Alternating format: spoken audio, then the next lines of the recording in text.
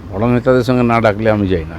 বৃহস্পতিবার নরেন্দ্র মোদীর সভায় আমন্ত্রণ পাননি, আর রবিবার এযাবৎকালের বিজেপির সবচেয়ে বড় সাংগঠনিক সভা যখন অনুষ্ঠিত হতে চলেছে নেতাজি ইনডোর স্টেডিয়ামে, যাতে যোগ দেবেন খোদ কেন্দ্রীয় স্বরাষ্ট্রমন্ত্রী অমিত শাহ, তখন সেখানেও কি দেখা যাবে না দিলীপ ঘোষকে? বড় নেতাদের মান সম্মান আছে, তো তারা যাদের ডাকেন তারা যায়। আর আমি প্রয়োজন হলে, আমার প্রয়োজন হয় না কারোর সঙ্গে, আমি তো সংগঠনের কাজ করে নিচে, যখন প্রয়োজন হয় তারাই ডাকেন, আর কি করতে হবে তারা বলেন, সেটা আমরা পালন করি মাত্র। আমরা কার্যকর্তাদের বৈঠকে থাকবো। অমিত শাহের সবাইকে দিলীপ ঘোষকে দেখা যাবে, কিছু বলতে চাননি সুকান্ত মজুমদার।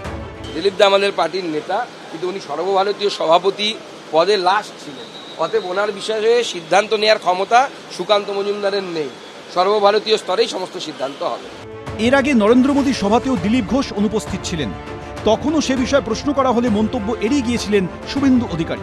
আমি এর মন্তব্য করতে পারবো, আয়োজক আলিপুরদুয়ার জেলা বিজেপি, তারা বলতে পারবে তারা কাকে ডেকেছে কাকে।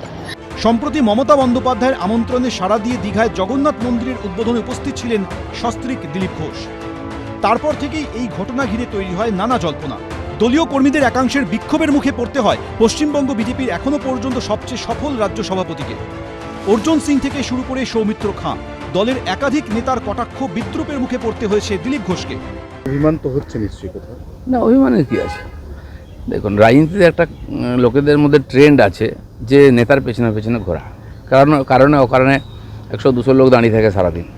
দিলীপ ঘোষ ইস্যুতে বিজেপিকে কটাক্ষ করতে ছাড়েনি তৃণমূল। দিলীপ ঘোষ রাজনৈতিক সৌজন্য দেখিয়েছিলেন। জগন্নাথ মন্দিরে যাওয়া উদ্বোধনের দিন, এটা রাজনৈতিক সৌজন্য। মমতা বন্দ্যোপাধ্যায় মাননীয় মুখ্যমন্ত্রী, তিনি কিন্তু রাজনৈতিক সৌজন্য দেখিয়ে বিভিন্ন রাজনৈতিক দলের, শুধু দিলীপ ঘোষ নয়, বিভিন্ন রাজনৈতিক দলের সিনিয়র নেতাদের আমন্ত্রণ করেছিলেন। দিলীপ ঘোষ সেই সৌজন্যটা দেখিয়েছেন। দিলীপ ঘোষ বিজেপি করেন, তিনি মমতা বন্দ্যোপাধ্যায়ের সরকারের সমালোচনা করেন। আমরাও তার সঙ্গে, এটা ideological battle, political battle. Jagannath দেবের কাছে যাওয়ার জন্য যদি দিলীপ ঘোষ কোণঠাসা হয়, তাহলে এবার বুঝুন। মমতা ব্যানার্জির লিস্টে কি দিলীপ ঘোষের নাম আছে? যদি থাকে তাহলে অমিত শাহ মিটিংয়ে ডাক পাবেন।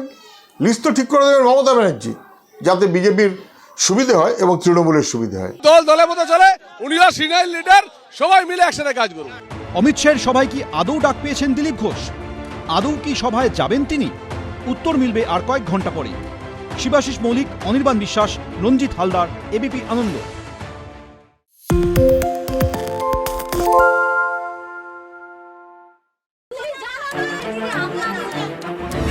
বাংলা চেঁচামেচি চায় না, বাংলা খবর চায়। বাংলা খবর, বাংলার খবর। আরে চাটা দে।